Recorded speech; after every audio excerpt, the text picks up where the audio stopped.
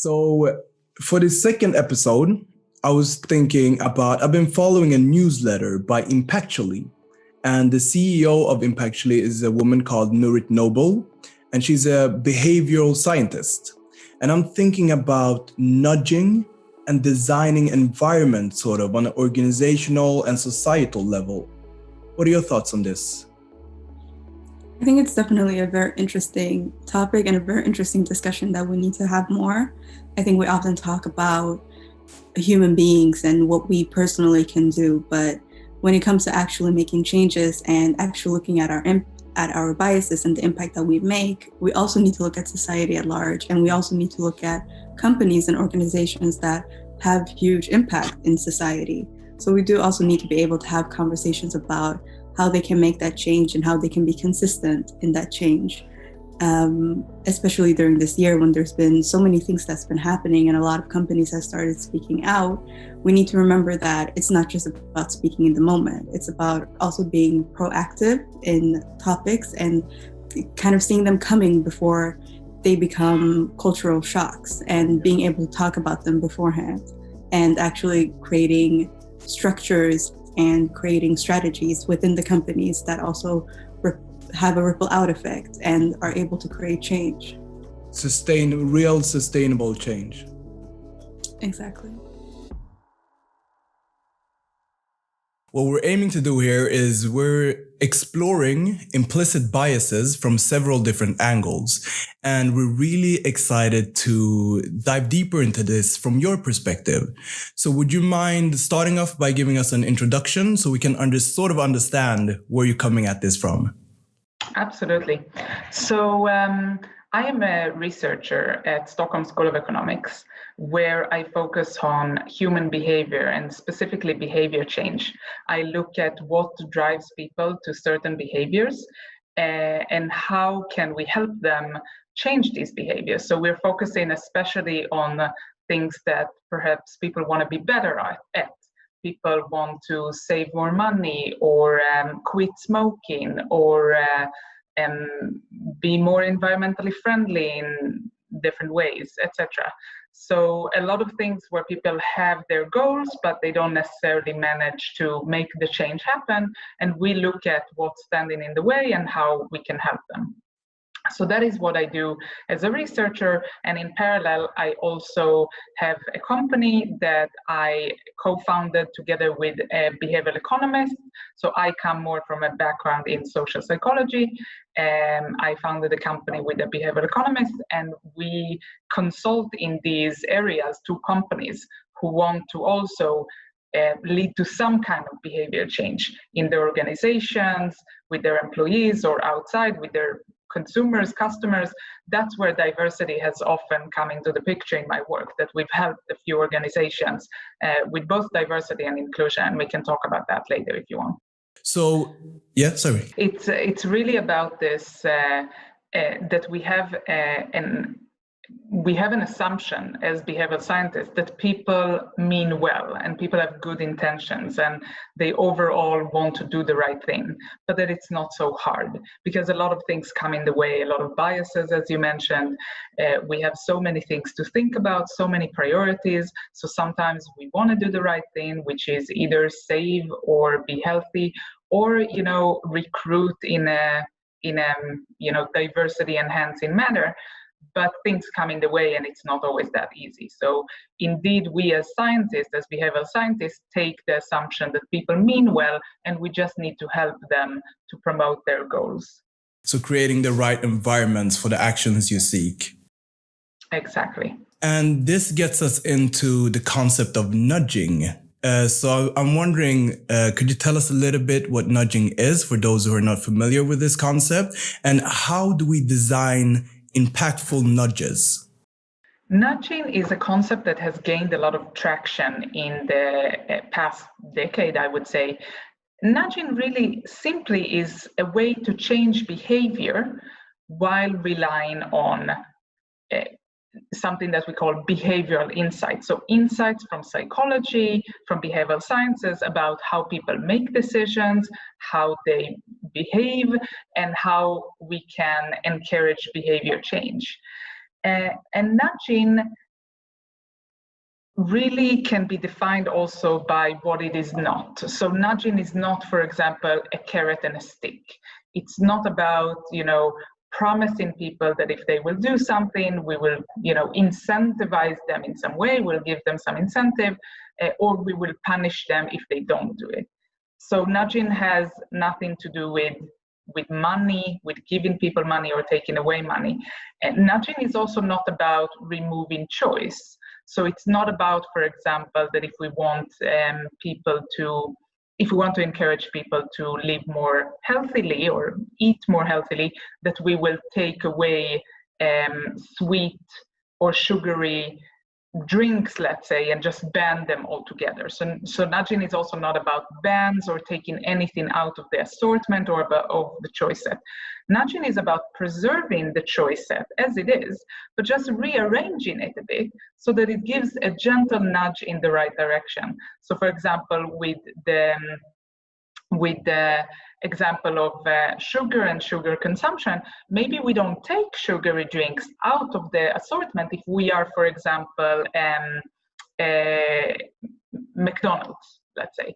Maybe we don't take the sugary drinks out of the assortment because we still want, some people to be able to have them. We don't want to, we don't want to act in a paternalistic manner and tell people what to do, but we want to nudge them in the right direction. So we make it, for example, so that the default in the kids' meal is water rather than the sugary drink, for example. And this is actually a real example that was done in Disney parks in the US. So what they did is they actually did redesign all of the restaurants in the parks, redesigned these menus, these meal menus, so that the default in the menus, instead of what it used to be, which is that you have fries as a side dish and a sugary drink, they rearranged it so that the default was that you had something healthy as a side dish, like cut carrots or a salad or something like that, and I think it was water or milk as a side drink. And they did this and they saw a dramatic reduction in calories, because most people did actually go with the default, with what was. So even though they could change it to, I don't want the water, please let me have the sugar drink. They had the option to change it, but they chose to remain with the default. And that is something that is based on a behavioral insight. And the behavioral insight says that since we have a lot of decisions to make every day, we actually try to conserve energy and not make a decision if we can avoid it. So when there is a default, when there is something that if we don't make a choice, it will just happen, we tend to go with it. We're kind of lazy in that sense. We're really trying to we're trying to make it. I mean, we have too many decisions to make. We have a huge load, a lot of things that are happening. So because of that, we have the whole default effect that is very strong, and that's one type of nudge. And so that is a little bit about what nudging is, and how to design effective nudges is, I would say, a combination between a science and an art. You really need to spend a lot of time engaging in that process, and that is what we do both as researchers and also helping organizations with this at Impactually. And what we have done is that we've designed a model to help companies and organizations apply nudges in their work. So I can tell a little bit about that in terms of how to design effective nudges. So what we start with always is identify the behavior. This model is called the BOOST model, and the initials start with a B, so that's behavior. So we start always with identifying what is the behavior we actually want to nudge towards. Is it, so for example, if we start with an overall goal of that we want, for example, our employees to be healthier, then what behaviors fall under that?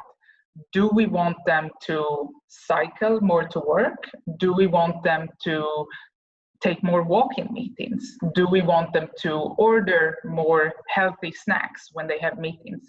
What is the actual behavior, something that is nudgeable, that is more concrete, that we can nudge towards, rather than a lofty goal of being more healthy. So that's the first process that we do of going from an outcome like healthy employees to a specific behavior. Once we've done that work, we go to the second letter, which is the O, obstacle. And here in the obstacle phase, we try to really dig deep and understand what are the barriers that are standing in people's ways to engage in this behavior. Why are they not already doing this today? If we're talking about cycling to work, for example, why are they not doing that today? What are the barriers? For example, here we might notice that there's no shower, or there are no good shower facilities. So that's something we want to work on. People are not biking to work because they don't have an option to change once they get there, for example. Or it could be something totally different. In order to then assign and implement a good solution, we really need to spend time diagnosing the problem. So understanding what is the right barrier that is relevant here is very important. And in this phase, and this is something that is unique to the nudging and behavioral science methods, contrary to other methods like, for example, service design, which are very similar in some aspects, but something that we do here is also connecting it to the theory from behavioral science. What cognitive biases do we see that are operating here? And we that have an education within psychology or other branches of behavioral science, we know the type of stuff to look for. We know about cognitive load, about social norms, these kind of things that we look for here. So that's the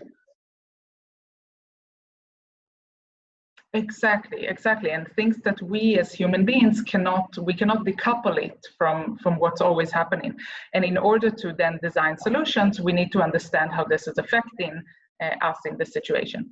So we've defined the behavior, we've understood the barriers, and now we go to the second O, which is outline solutions or outline potential interventions or nudges. This is the stage in which our knowledge in nudging and the nudging methods comes into life. And particularly, we think about, we go out from the barriers that we've identified in the previous stage, and we think, how can we address them with nudges?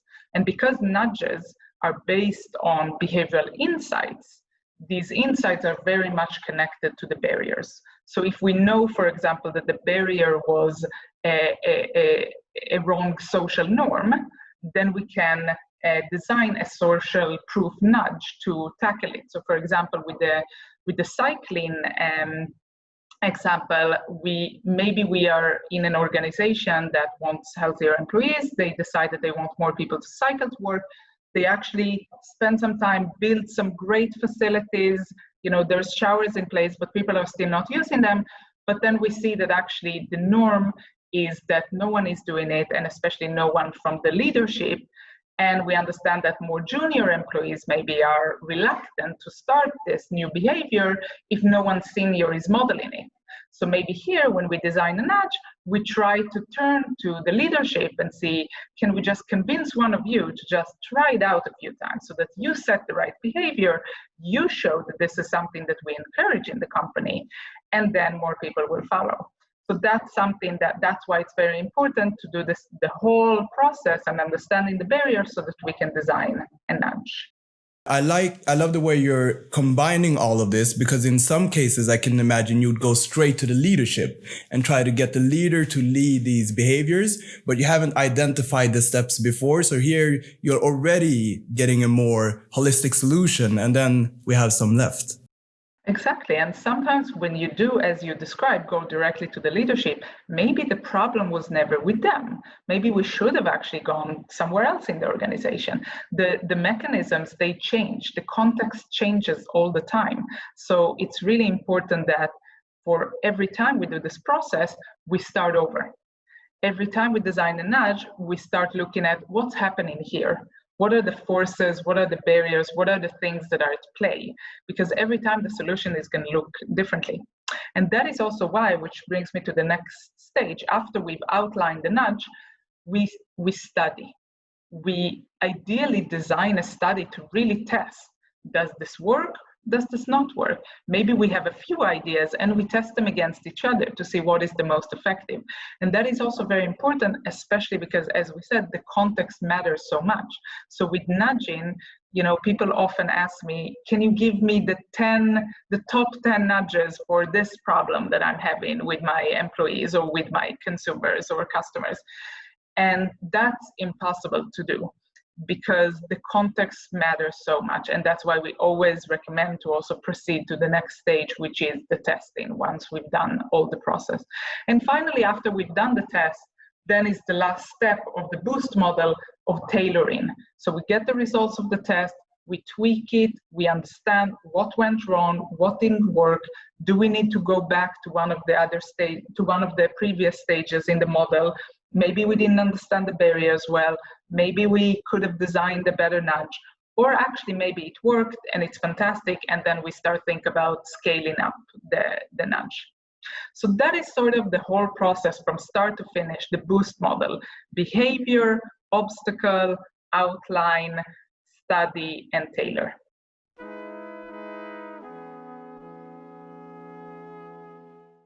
Around creating opportunities, something that I believe a lot in is the idea of taking away bias from any kind of process.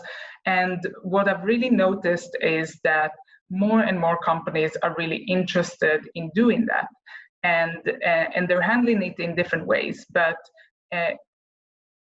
encouraging candidates that apply to not include a photo, maybe even not include a name in the applications. Some organizations even take it to the extreme, which I recommend, which is taking CV at all out of the equation and really encouraging applicants to just apply by answering a list of questions that the company has defined, that these are the questions that show me if a person is capable of doing the job or not. And these can be questions about, it can be a purely professional matter. For example, giving a coding task for developers, or if we're recruiting a marketing manager or a brand manager, asking them about designing a marketing campaign for a product and just write a bit about that. But whatever it is, really trying to take away all this other information that really doesn't belong, shouldn't influence the process, but it does. So again, these hiring managers also come in, and I'm going back to my assumption from the beginning, with good intentions, with all the best intentions of really making the right decision, making the objective decision, but none of us is objective deep down inside. So as much as you can design a process that helps candidate to apply with as few personal details as possible, the better. So this is something that I've seen more and more companies do, and that I think is great. Another thing that I do, now we talked a little bit about the hiring side, but there's also the side of what happens once people are actually in the organization, in the inclusion part of the equation, right? We talk about diversity and inclusion. How do you create an inclusive atmosphere? And I've had the opportunity to work with a few organizations on that, and especially in, for example, the tech sector. Sometimes you just do not have the right culture in place. So how do you make these changes in the culture? And one very simple thing that I've worked with clients on is what are the representations that people see around them? If you have a physical office, what are the pictures hanging on the wall? This is, by the way, very relevant in my sort of institution here at the university. There's nothing but pictures of old white men on the wall. That is hugely discouraging for young female or my other underrepresented minority students that come in, and that's literally the first thing they see. And that's something that the university is working on. But I hope that someday we can be better. But I know that, for example, in universities such as Harvard in the US, where this research comes from, they have done a lot of work to, maybe not take these people out because they are the founders, or there is a reason why they are there, but maybe we complement them with the first woman professor, the first person of color professor, etc. and here in my realm, in how I've worked about it with companies, is what images do you have in your presentations? Do you only show females where it's about beauty products or cleaning products or household products or whatever it is? Or do you also show men? What kind of, maybe things that you haven't noticed, can you see there? So thinking about these things and also designing them in a way, that's something that can go a long way in creating this inclusive atmosphere that a lot of people want to create in the organization. But again, it's these things that you don't think about that maybe you should. And there's several reasons for wanting to create that. One being just the innovative capacity of having a diverse set of people being able to contribute and feeling as they belong in the environment. So I really like that example. Yeah. And sticking on this positive note, what are some of the positive changes you're seeing currently? What gets you excited right now? Yeah, so many things. And I mean, I think that also if we look for a silver lining in the events of past months, and I think that we should. I mean, there's many things that have happened. Many people have been in pain, and I'm thinking about what has happened in the US as well with Black Lives Matter. I think that this has really brought to the surface the need for diversity and the need to also redesign certain institutions and certain organizations. And I have seen personally, and I've myself also acted in this way, a lot of people who really want to learn and want to engage in discussions and want to buy books. I mean, I remember that at a certain point, I think when events really culminated, I wanted to order a lot of books to just learn more, and a lot of the books were out, both in in the 3 major websites of buying books in Sweden. There's one book called White Fragility that was just impossible to order anywhere. At the end, I got it, but I was just very excited to see that other people, just like myself, are wanting to learn more. And I think that this has also encouraged a lot of organizations, kind of gave them the right nudge, if you will, to start thinking more seriously about diversity and inclusion. Because other than all the fantastic reasons which we are aware of, and exactly as you say, more creativity, better financial gains, we know that all of these things are associated with diversity. But I would also say that there is, I believe, a moral obligation also for your employees. And I know with one of the companies that I've worked with, when they took me in to help them design more diverse recruiting practices, they really told me, like, we don't think that it's fun to only be white, guys. Like, we're a bunch of developers, like it's a tech company, but even we think that it's boring, So I think that a lot more people are coming to these realizations and are acting up on it. So I think that that's a really positive change, and I look forward to see what more, how much more we can push ourselves and how much more towards diversity.